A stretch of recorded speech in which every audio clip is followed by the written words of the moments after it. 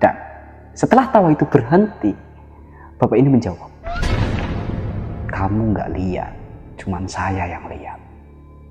Saat itu Mas Budi kaget. Dia bingung. Loh, ini maksudnya gimana? Dan saat Mas Budi dengan rasa penasarannya yang menggebu-gebu, bapak ini atau tukang ojek ini hanya meninggalkan Mas Budi tanpa memberi jawaban apapun itu.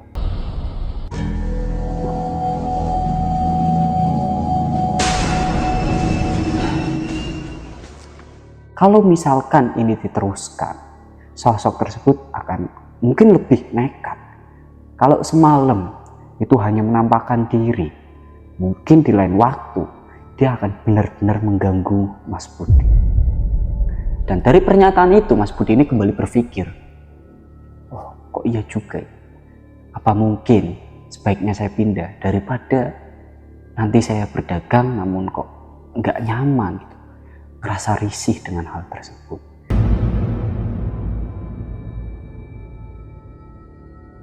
Assalamualaikum warahmatullahi wabarakatuh.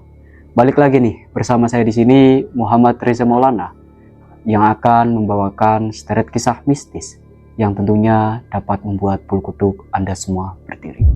Dan pada kesempatan kali ini saya ingin membawakan sebuah kisah. Ini merupakan kisah nyata yang dikirim langsung oleh seseorang, yaitu Mas Budi. Dan perlu kalian ketahui juga bahwa Mas Budi ini berprofesi sebagai penjual martabak. Mungkin kalian sudah penasaran dengan kisah yang akan saya bawakan pada kesempatan kali ini. Dan tanpa berlama lagi, langsung saja kita mulai ceritanya.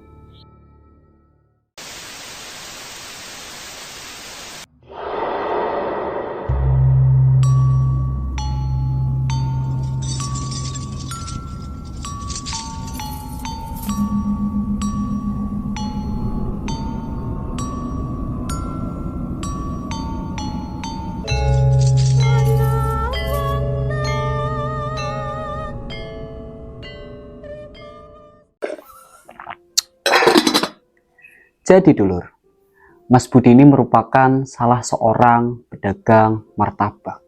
Dan bisa dikatakan Mas Budi sudah lumayan lama menjadi seorang pedagang martabak. Suatu ketika, di saat Mas Budi ini sedang bersiap-siap untuk pulang, itu tepat pada pukul 11 malam, Mas Budi mengalami suatu gangguan mistis yang baru pertama kali ia alami selama ia berdagang di tempat itu. Gangguan tersebut merupakan munculnya sesosok nenek-nenek yang tepat berada di seberang jalan di mana gerobak Mas Budi ini berada. Sampai pada akhirnya ketika sesosok itu berjalan menghampiri Mas Budi, dan dari situlah Mas Budi menyadari bahwa makhluk itu merupakan makhluk gaib.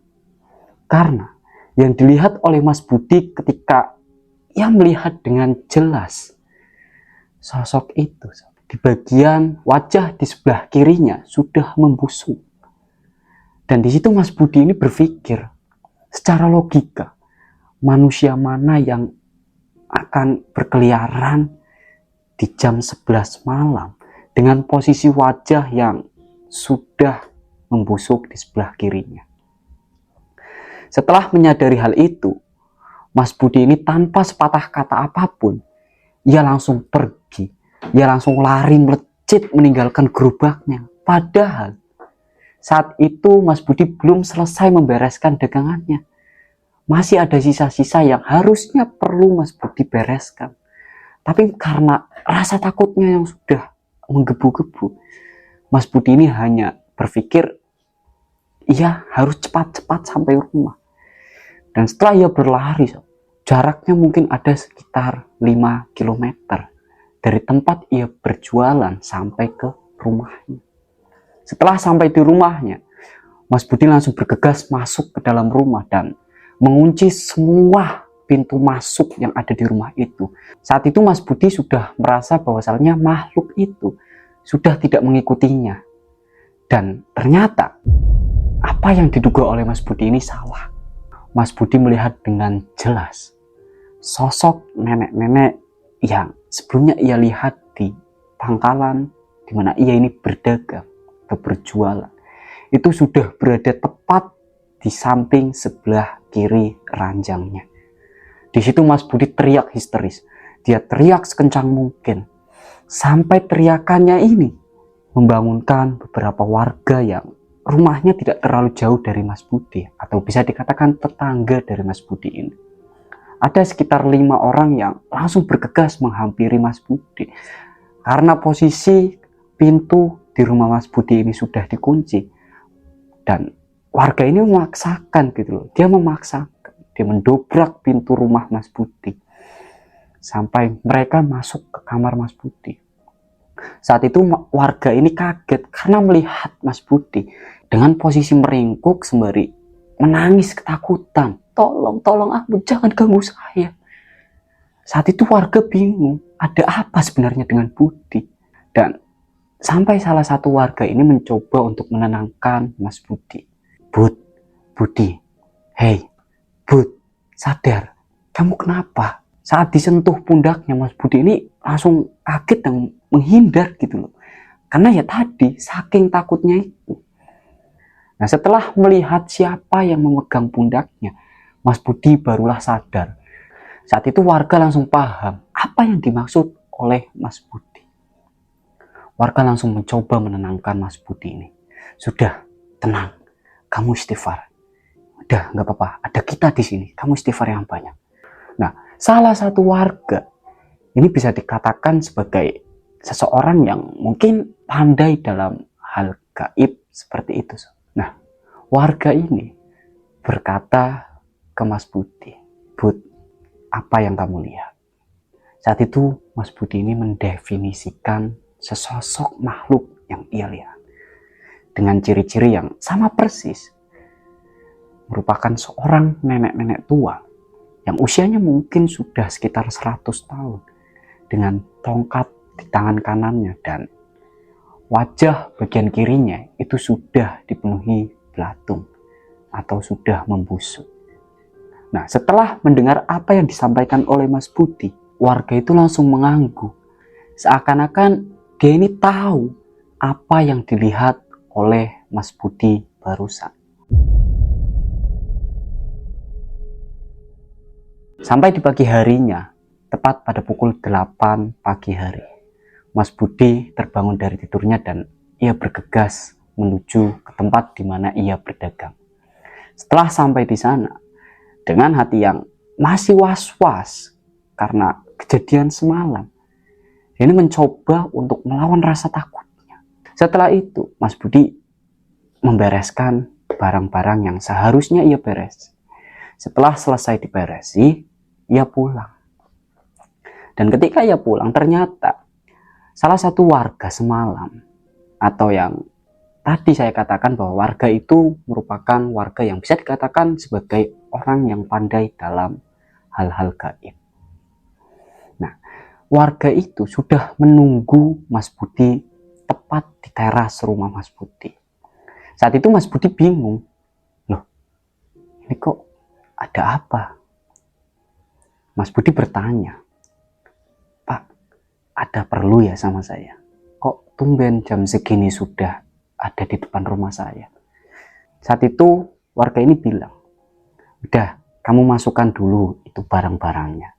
Setelah itu kamu duduk sini sama saya pengen ngobrol sama kamu. Nah, Mas Budi ini sadar, jadi kayak gitu loh, wah ini mungkin mau bahas kejadian semalam. Dan ternyata setelah Mas Budi ini menaruh barang-barangnya, benar, warga itu ingin membahas tentang kejadian semalam atau kejadian yang dialami oleh Mas Budi ini. Saat itu warga ini, ya kita sebut saja namanya Mas Waluyo. Mas Waluyo ini menjelaskan apa yang dilihat oleh Mas Budi semalam itu merupakan sesosok makhluk yang sudah lama sekali berada di tempat di mana Mas Budi ini berdagang. Sudah lama sekali. Namun ia baru-baru ini muncul atau menampakkan diri di hadapan Mas Budi karena merasa terganggu dengan kegiatan Mas Budi. Nah, saat itu Mas Budi ini bingung. Loh, terganggu? Terganggu bagaimana, Pak? Saya dagang, ya setiap malam juga saya nggak berisik, saya nggak nyetel musik dan lain sebagainya. Saya dagang, murni dagang. Kalaupun belum ada pelanggan, ya saya paling main HP gitu, Pak. Lantas mengganggu dari mananya? Dari situlah warga ini menjelaskan kalau yang dimaksud mengganggu dalam hal ini, Mas Budi lupa karena ia membuang sampah tidak pada tempatnya. Dan itulah penyebabnya. Saat itu warga itu pun menjelaskan kalau sebaiknya demi kebaikan Mas Budi untuk segera berpindah tempat dagang. Karena kalau misalkan ini diteruskan, sosok tersebut akan mungkin lebih nekat. Kalau semalam itu hanya menampakkan diri, mungkin di lain waktu dia akan benar-benar mengganggu Mas Budi. Dan dari pernyataan itu Mas Budi ini kembali berpikir, oh kok iya juga ya, apa mungkin sebaiknya saya pindah daripada nanti saya berdagang namun kok nggak nyaman gitu, ngerasa risih dengan hal tersebut. Dan dari situ Mas Budi pun langsung mengangguk, baik Pak kalau gitu, sebelumnya saya terima kasih ke Bapak sudah mau menjelaskan dan mau mengasih arahan ke saya. Singkat cerita, sudah 1 minggu Mas Budi tidak berjualan martabak. Dan pada akhirnya ia mendapatkan rekomendasi tempat jualan dari salah satu temannya, yaitu Willy. Dan Willy ini, ia bekerja sebagai seorang ojek pengkolan. Dan lokasi yang direkomendasikan oleh Willy ke Mas Budi, itu tempatnya tidak terlalu jauh dari Willy mangkal. Dan tanpa berpikir panjang, Mas Budi langsung mengiyakan dan menyetujui. Nah, sampai pada akhirnya, Mas Budi pun langsung menuju ke tempat yang dimaksud oleh Willy. Itu tepat di malam harinya. Setelah itu Mas Budi ini melihat tempatnya mungkin menurut Mas Budi ini strategis. Karena depannya itu jalan yang ramai, ramai sekali. Setelah itu, semua sudah berjalan dengan lancar dan di keesokan harinya, Mas Budi langsung berjualan. Sehari sampai dengan 1 minggu Mas Budi berjualan, itu tidak ada kendala. Bahkan martabak yang dijual oleh Mas Budi ini laris manis. Laris manis. Hampir setiap hari Mas Budi jualan dan ketika pulang, ia tidak membawa sisa martabak. Selalu habis. Saat itu Mas Budi ya seneng gitu loh, karena dagangannya selalu laris. Nah, di mana suatu ketika Mas Budi ini mengalami hal yang bisa dikatakan aneh. Karena saat itu tepat pada malam Selasa, sekitar pukul 9:30 malam, Mas Budi ini melihat salah seorang tukang ojek yang mungkin sudah tua, usianya sekitar 50-an tahun. Tukang ojek ini, dia bolak-balik melintas jalan yang tepat sekali Mas Budi ini berdagang. Bolak-balik. Mas Budi ini bingung. Sampai Mas Budi karena merasa bingung, Mas Budi ini mencoba untuk memberhentikan. Tanpa basa-basi, ia langsung membuka pembicaraan dengan bertanya, Pak, mohon maaf, Bapak kenapa ya kok bolak-balik, tapi kok nggak bawa penumpang atau nggak bawa barang, Pak? Saat mendengar apa yang dikatakan oleh Mas Budi, ia hanya menjawab pertanyaan Mas Budi sembari menunjuk. Iya Mas, saya ngantar penumpang. Dia bilang gitu. Nah, saat itu Mas Budi ini bilang, loh penumpang? Penumpang yang mana Pak? Bukannya dari tadi Bapak bolak-balik. Ada 10 kali Bapak bolak-balik itu nggak bawa barang ataupun orang. Bapak sendirian. Nah, ketika mendengar apa yang disampaikan oleh Mas Budi ini, Bapak ini hanya tertawa. Nah, tawaan ini itu sebenarnya membuat Mas Budi sendiri merasa takut. Dan setelah tawa itu berhenti, Bapak ini menjawab, kamu nggak lihat, cuman saya yang lihat. Saat itu Mas Budi kaget. Dia bingung. Loh, ini maksudnya gimana? Saat Mas Budi dengan rasa penasarannya yang menggebu-gebu, bapak ini atau tukang ojek ini hanya meninggalkan Mas Budi tanpa memberi jawaban apapun itu. Dia hanya melintas saja, pergi begitu saja. Dan di keesokan harinya, Mas Budi ini bertemu dengan Willy atau temannya yang tadi merekomendasikan tempat itu. Mas Budi bercerita tentang apa yang dialaminya semalam, tentang tukang ojek yang ia lihat. Dan saat itu Willy ini menanggapi dengan wajah yang sangat serius dan sangat meyakinkan. Willy berkata bahwa apa yang dilihat oleh Mas Budi itu bukanlah tukang ojek sungguhan atau ojek gaib.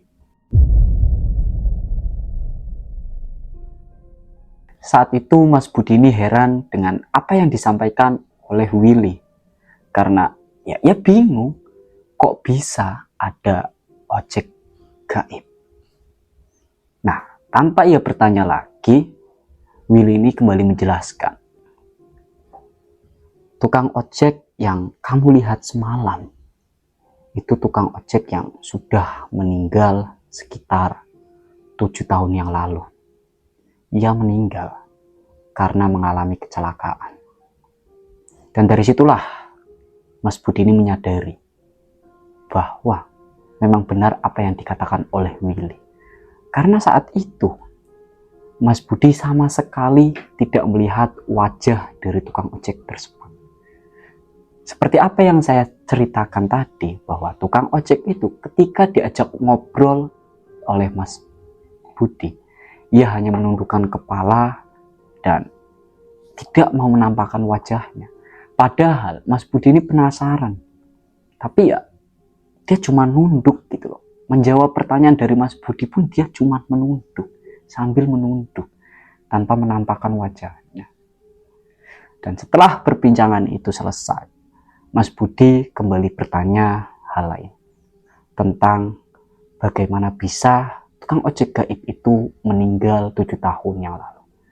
Dari situlah Willy pun menceritakan. Saat itu, 7 tahun yang lalu, ada seorang bapak-bapak yang jadi tukang ojek. Dan dia ini hidup sebatang kara. Karena di suatu ketika ia mendapat sebuah permasalahan dalam kehidupannya. Atau bisa dikatakan almarhum ini dililit banyak sekali permasalahan. Mulai dari keuangan dan lain sebagainya. Sampai dia ini bunuh diri. Dia bunuh diri dengan cara yang sangat tragis. Yaitu menabrakkan diri ke salah satu tronton yang lewat. Nah, dari situ Mas Budi ini langsung kaget. Dia langsung mikir gitu loh. Kok bisa? Apa mungkin permasalahan dari almarhum ini sangat besar sekali sampai dia nekat? Nah, di sela perbincangan antara Willy dan juga Mas Budi, tiba-tiba salah satu teman Willy itu nelpon. Dia meminta untuk Willy segera ke pangkalan ojeknya. Setelah Willy ini meninggalkan Mas Budi di rumahnya, Mas Budi kembali masuk dalam rumahnya. Dan karena ia merasa lelah dengan kejadian semalam, ia mencoba merebahkan tubuh di ranjangnya. Ketika ia merebahkan tubuh, baru saja dia ini memejamkan matanya. Baru tiba-tiba Mas Budi ini melihat bayangannya itu sangat mengerikan sekali. Bayangannya merupakan sesosok makhluk yang wajahnya itu hancur. Wajahnya hancur.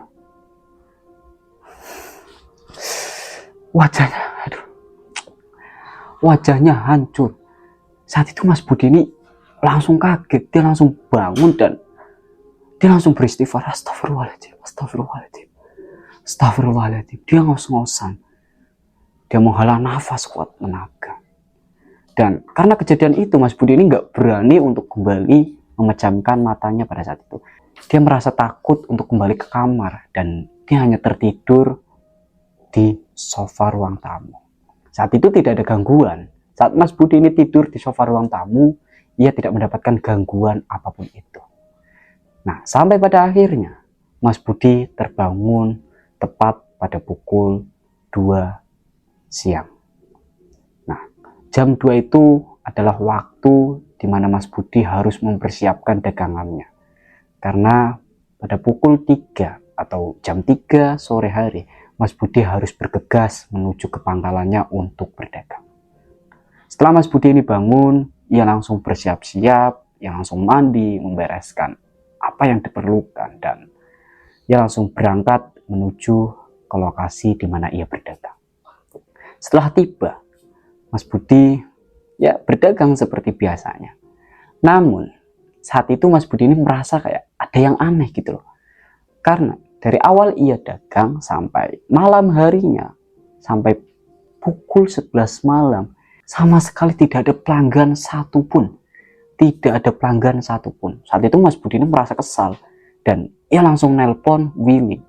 Setelah Willy ini ditelepon, dan Willy ini langsung bergegas gitu loh, karena saat itu juga sudah pukul 11 malam dan di pangkalan ojek sudah sepi.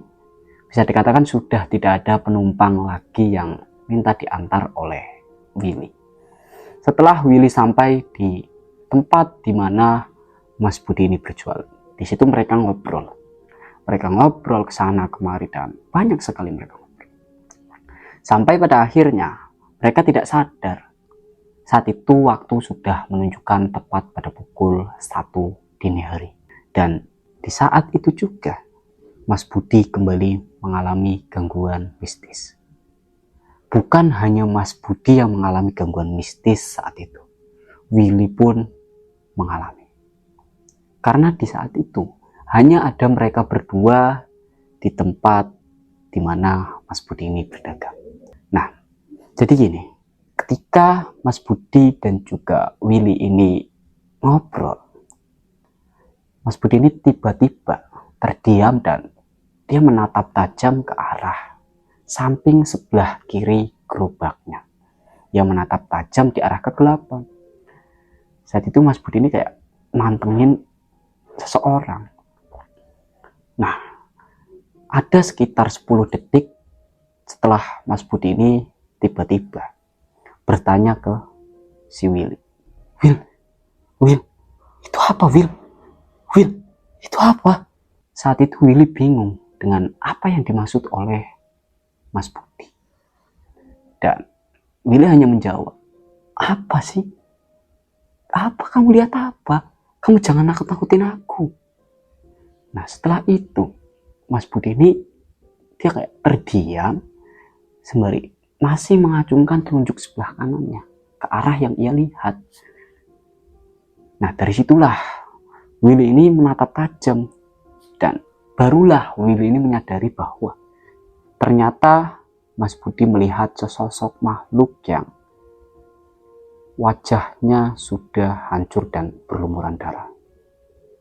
Saat itu Willy heran dengan apa yang ia lihat, karena ini baru pertama kali Willy mengalami gangguan mistis seperti itu. Saat itu mereka saling bertanya dengan apa yang mereka berdua lihat ini. Itu apa? Itu apa? Mereka bertanya satu sama lain. Dan pada saat mereka ini menatap ke arah yang mereka lihat, sosok tersebut perlahan-lahan itu mendekat. Bukannya menjauh, malah mendekat. Dia mendekat, semakin dekat, semakin dekat. Dan tanpa disadari oleh Willy dan juga Mas Budi, kalau ternyata tepat di belakang Willy itu sudah ada sesosok makhluk yang menunggu mereka berdua nengok ke belakang. Makhluk itu merupakan makhluk yang berambut panjang dengan mata yang sudah merah merona. Kemudian wajahnya ini sudah kayak gosong gitu loh sob. Kukunya itu panjang sekali. Hampir ada 10 cm panjangnya kukunya. Dan tajam. Saat itu, karena Willy ini berpapasan langsung hadap-hadapan dengan makhluk itu, Willy langsung berteriak. Dia langsung menjerit dan kabur begitu saja meninggalkan Mas Budi.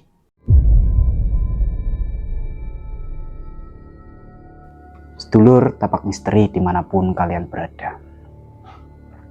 Dari kisah ini saya ingin mengucapkan banyak terima kasih kepada Mas Budi atas apa yang dikirimkan oleh beliau kepada kami. Dan buat kalian semua yang mungkin ingin membagikan kisah nyata atau kisah mistis yang pernah kalian alami, bisa langsung kirim ke nomor yang sudah tertera. Mungkin itu saja dari saya, kurang lebihnya mohon maaf dan terima kasih. Saya Muhammad Riza Maulana, pamit undur diri. Wassalamualaikum warahmatullahi wabarakatuh.